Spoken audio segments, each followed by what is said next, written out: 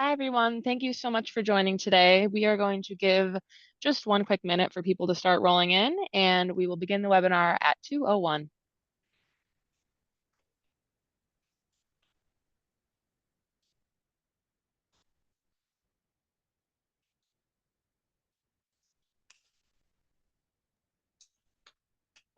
Two oh one came quickly. Lion, are you ready to kick us off? I am. Thank you. Well, good afternoon, everyone, or maybe I should say good morning, depending on your location. Hi, my name is Lion Cruz. I'm the president of the Coalition for College Cost Savings, or as we like to call it, the Coalition. It's my pleasure to welcome you today to another segment of our budget series, our Budget Hero series, excuse me, maximizing impact while minimizing expenses.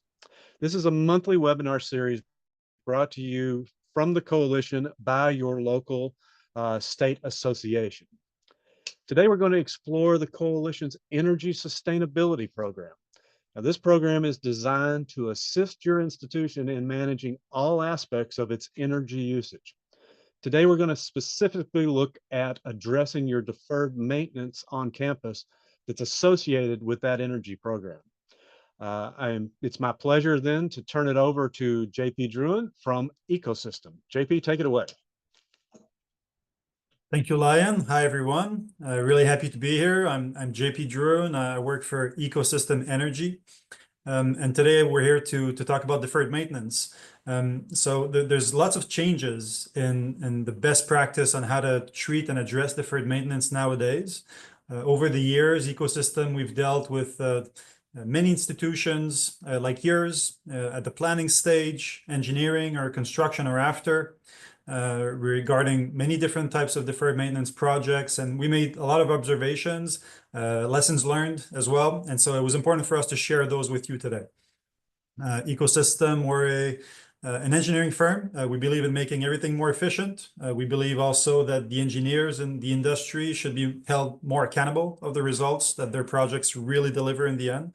And so those two things led us to adopt a structure where we're integrated, doing engineering and construction under one roof. And so that allows us to really be responsible up to the end for the implementation of those projects.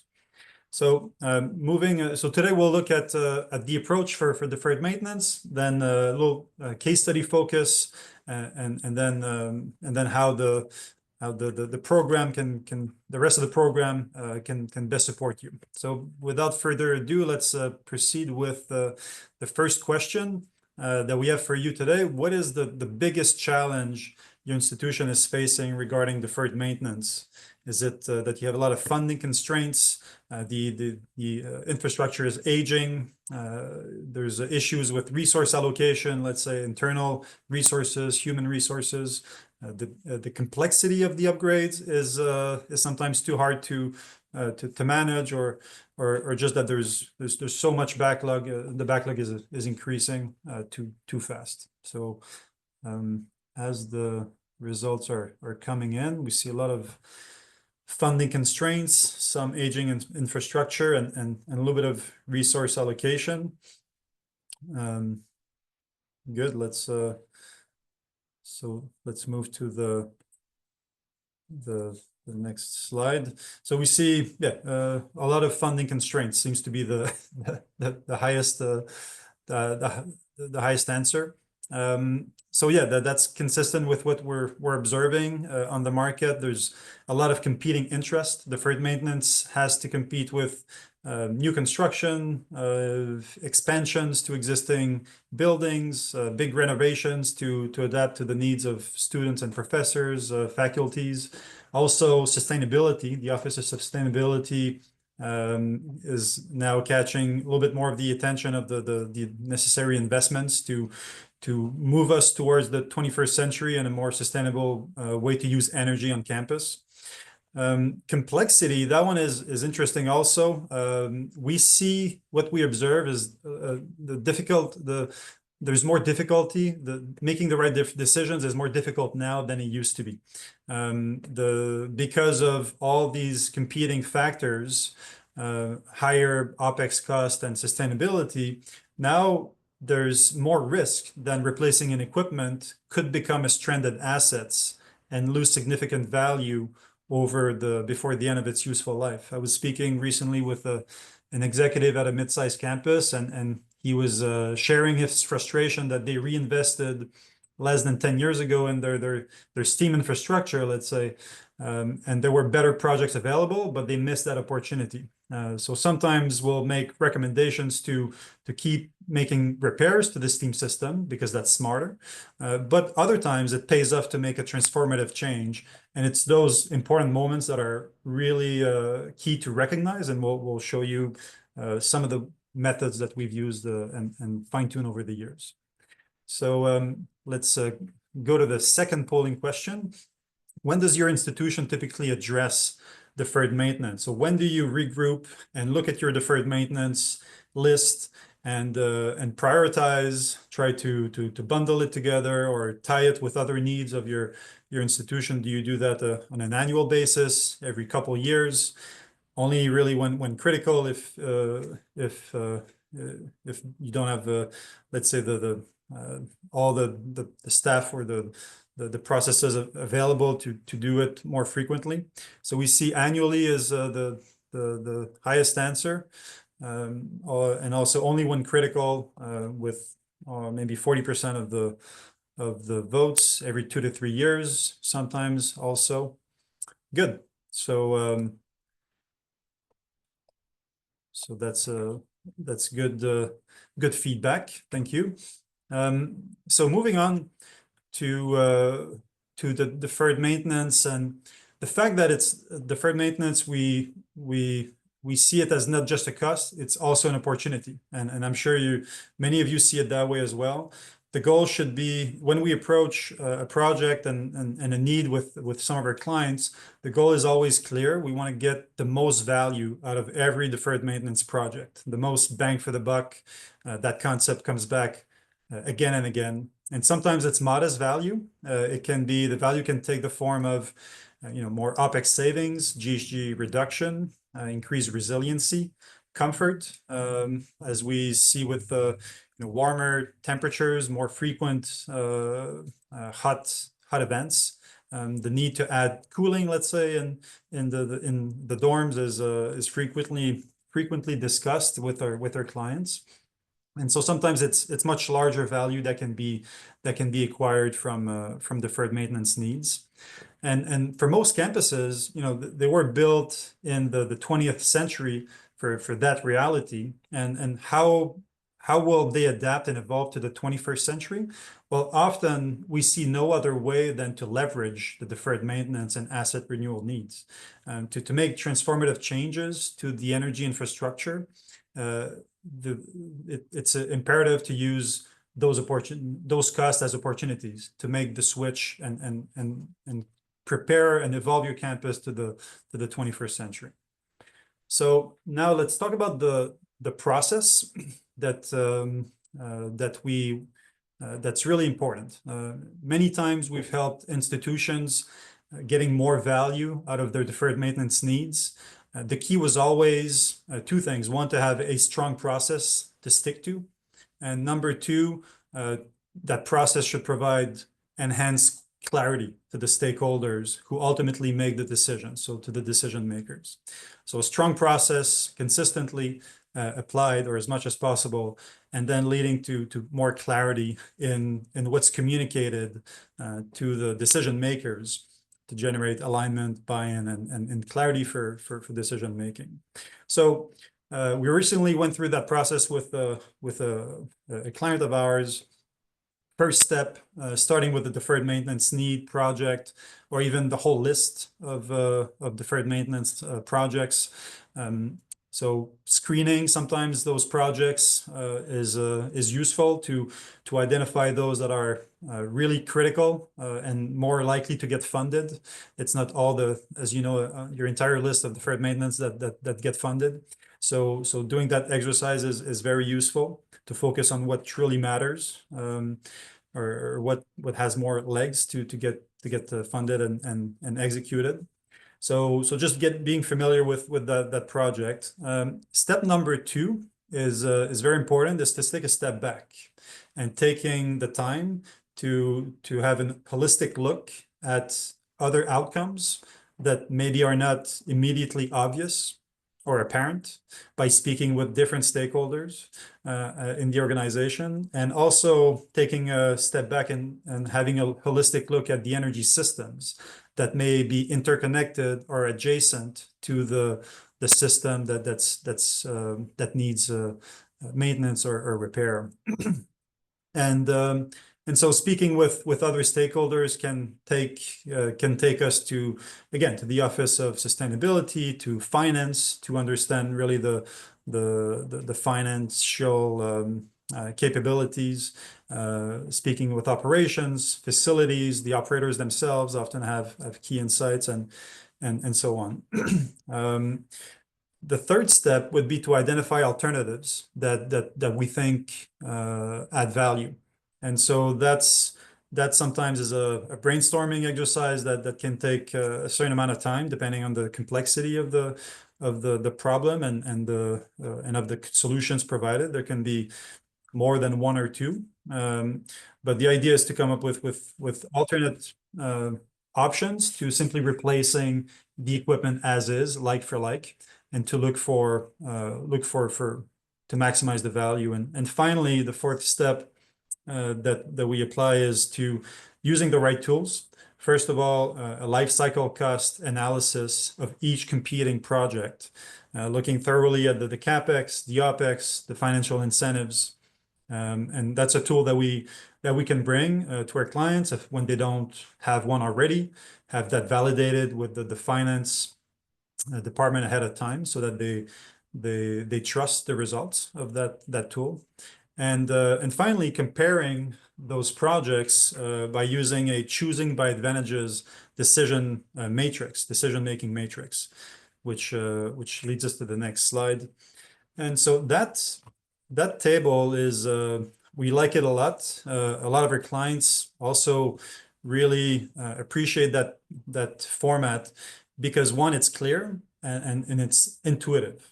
Secondly, it's a way to compare apples and oranges, projects that are sometimes very different in nature.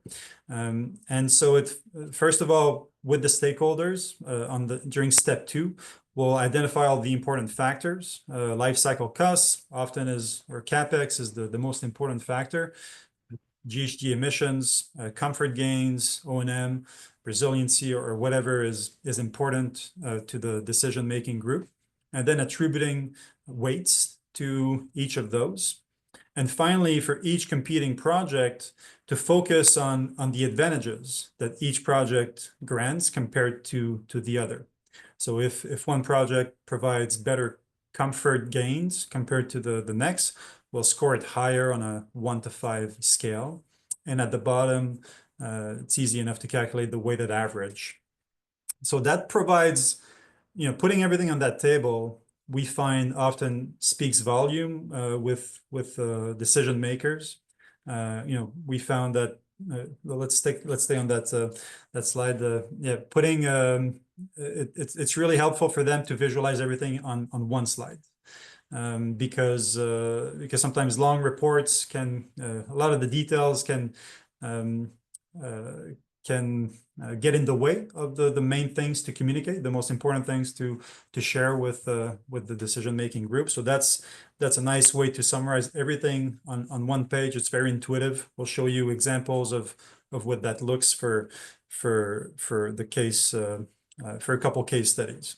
So moving on with the case study, we're going to use today Brown University in Rhode Island, in Providence, Rhode Island. And going to the next slide, the initial need for deferred maintenance was in one of their dormitory quad. As you see here, it's a small part of their campus with a lot of residential buildings for their students. And all of these buildings in reds represents a dorm that are heated by a steam network, but in the buildings themselves, it's hydronic heating systems. And so it's steam distribution. It's a small steam hub that feeds steam to all these buildings. And in each building, it's mainly hydronic in within the building in every room. And then if we take a step back at the campus level, then there's a greater district energy system that carries heat to each small hub. So there were a number of steam hubs like this one. And you see here so the heat exchangers were at the end of their useful life.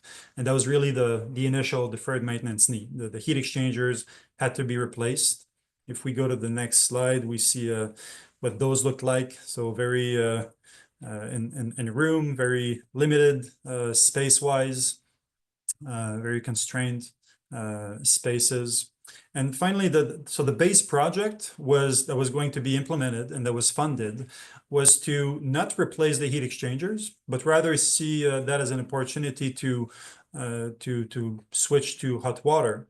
So there was a $4 million budget assigned to installing new hydronic distribution in that hub, in that part of the campus, to feed all of those buildings. So that was the base project. It made a lot of sense. So when we came in, that was the plan.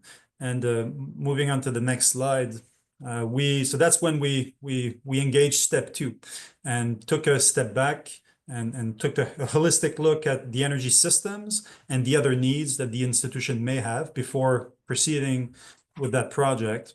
And that's the task we had been mandated with. So first of all, we looked at the other systems around. There was a central heating plant, like I said, that had a lot of inefficiencies. There was the distribution was also high temperature with its inherent inefficiencies. And we found out that there were a number of other steam hubs everywhere on campus that were being funded similar to the one we just saw, with a similar approach, same approach to convert those steam hubs to hydronic. And but there was not going to be any major impact, major changes to the campus-wide distribution. So that was our assessment of that's what we found by looking at the energy systems. And then we also did a holistic look at the other needs or outcomes that other stakeholders may have, starting with the plant manager at the central plant. There was a need for much easier operation and maintenance. There were issues with operating the boilers under the existing conditions. VP Facilities had a high interest in reducing energy costs. We quickly did some math and quantified the potential savings at up to $1 million per year if we were able to lower the temperatures campus-wide. And the Sustainability Office had a goal to reduce GHG emissions by 42%. And they were about halfway there, and without any obvious ways to reach their goal. Which led us to step 3, next slide, to then think of other alternatives, other solutions that could still address the initial deferred maintenance need, but provide more value to more stakeholders. And that's how we came up with a concept with Brown to leverage the fact that most steam hubs were going to be addressed with the $17 million of funded costs. And then we found out that if we only addressed a few more remaining steam loads, then it would be possible to achieve a more transformative change and lower temperatures of the whole system, and granting a lot of benefits from OPEX reduction. And if we go to the next slide, also we spent some time innovating to reduce costs, to make sure we had the best business case before presenting it to decision makers. So we found ways to reuse a lot of the existing steam piping that was still in very good condition.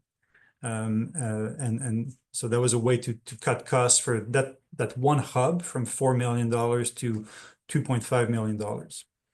And finally, going to the last stage of the 4th step, putting all of these findings into a single choosing by advantages matrix. We're seeing the base project, which was replacing the heat exchangers and installing new hot water piping in all these hubs with a capex of $17 million. not much savings or small, very little subsidies, if any. It was going to be a lot of disruption because of the new piping installation. The ease of O&M at the plant was not going to really be felt because there was no change on the way the system worked. Whereas with the new approach, we were able to lower temperatures and that really and make significant changes to the boilers at the central plant, to which made the operator, the director of the plant happy. And the GHG reduction were also achieved their target with that project. So all in all, you see at the bottom kind of the total.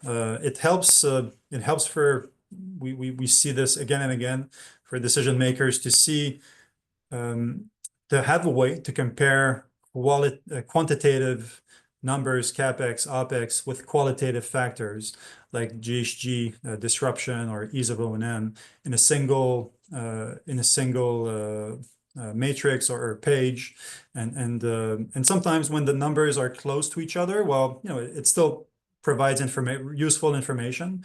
Then maybe they'll go with the lowest CapEx project. But when the numbers are far apart, then sometimes it helps to generate consensus and alignment internally to go forward with a project that maybe has sometimes a higher CapEx slightly, but with a lot of added value. A couple more examples before I pass it off to Chad from First American. Vassar College in New York. Base project was there was a chiller that was needed for replacement. So they were going to replace the chiller with a new chiller, similar, but more like newer technology, slightly more efficient, but not so slightly some OpEx savings. But then when we evaluated the alternative to install a heat recovery chiller that could provide both the cooling of the base project, but in addition to that, some heating and offset gas boilers, gas consumption in the boilers, it gets them closer to their GHG reduction goal, provides OpEx savings because it does two things, heating and cooling with one equipment running. So there's OpEx savings, and so overall that was a better project for them. They decided to go forward with that one. Next example would be at Delphi University. Here, the initial need was to replace lab fume hoods air valves, as well as the exhaust, the rooftop exhaust air strobic fans. And the alternative that we helped develop with them was to install heat recovery. So first of all, convert the in-building system to VAV, but as well install heat recovery in between the exhaust and the fresh air, because it would have been a lot more costly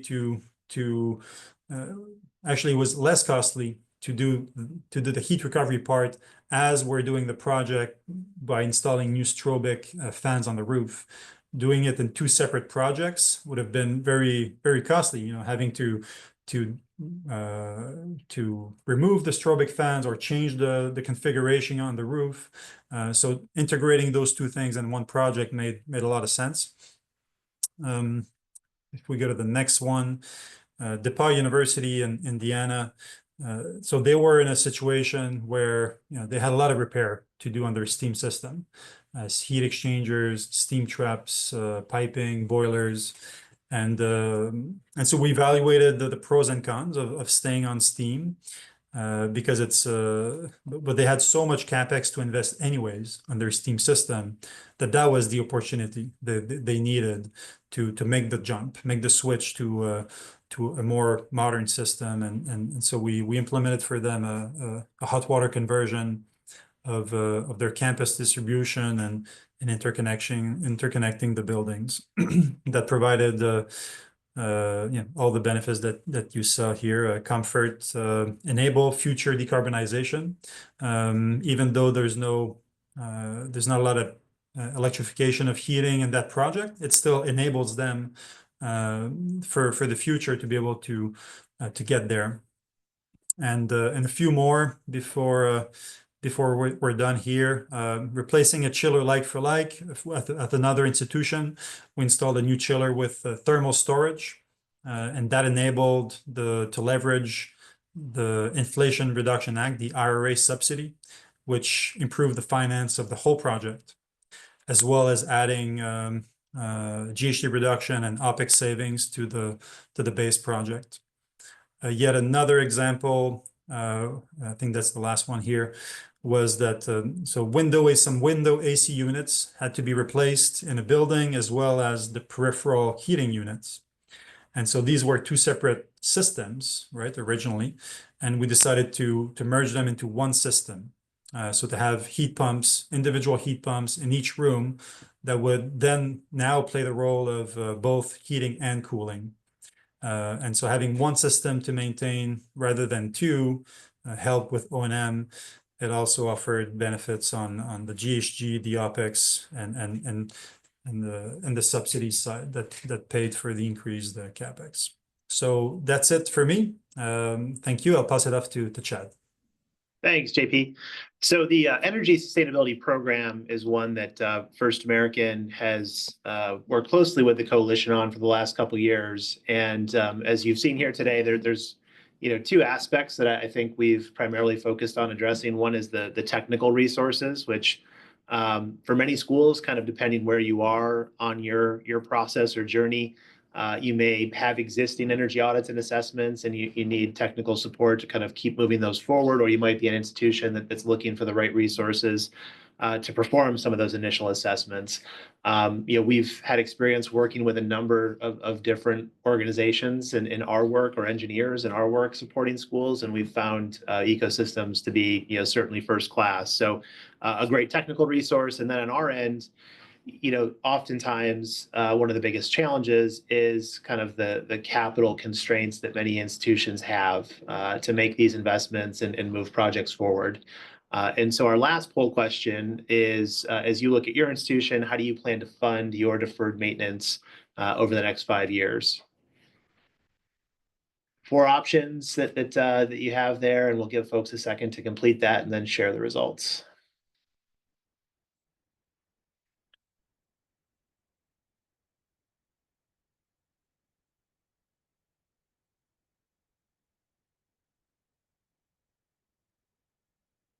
Right.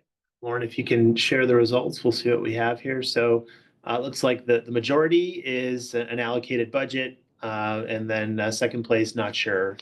So, certainly in our experience, it does vary, from institution to institution, but certainly we felt within this program, very important that we're providing support, capital resources, financing options that are appropriate and flexible to meet the unique considerations of any given project. We've provided support and financed projects across the spectrum in this area.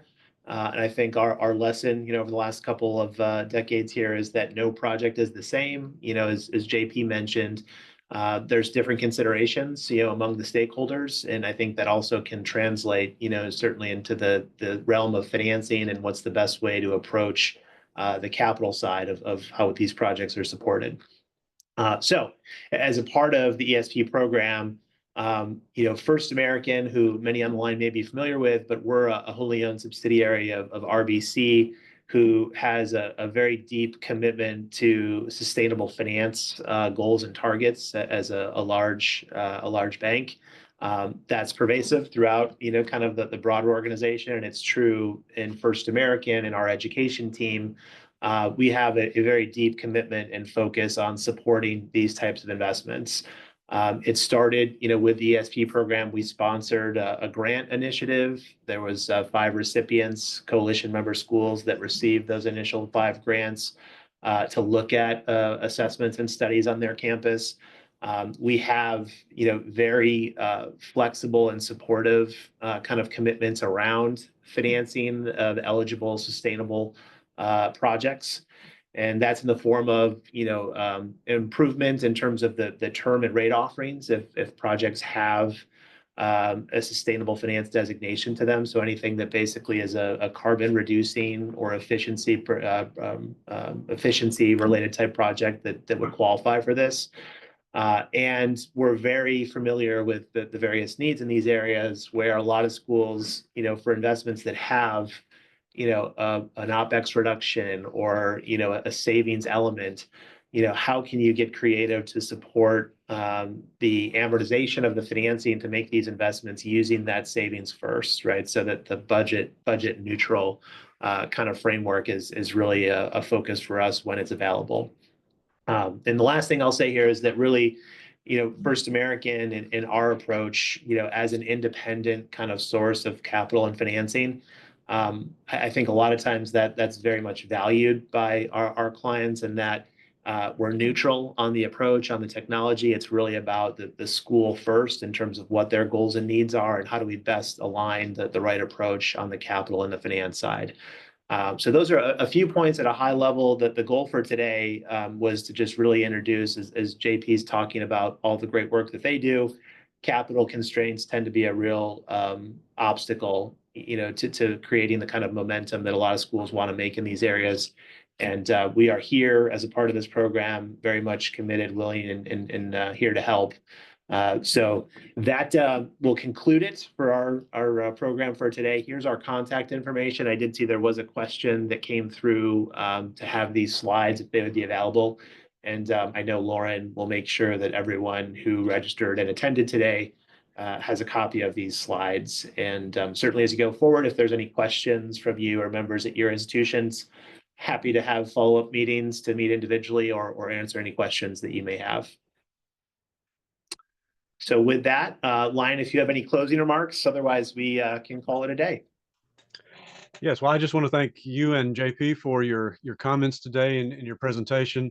Thank everyone for attending, and wish everyone a good day. Thank you. Thanks, everyone.